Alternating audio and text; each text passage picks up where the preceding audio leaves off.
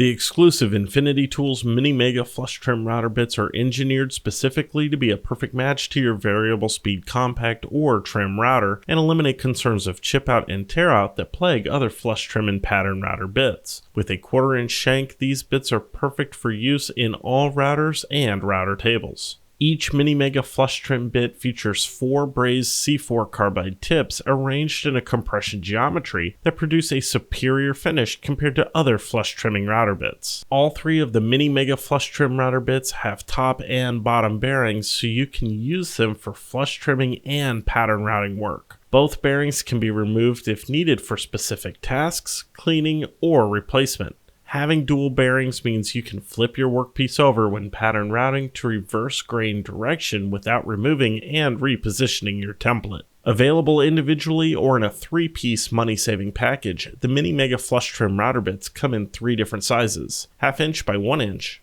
5/8 by 7/8 of an inch, and 5/8 by 1 3/8 of an inch tall. You can choose the size that best suits your specific routing needs, from trimming delicate veneers to pattern routing stock up to a full 1 3/8 of an inch thick.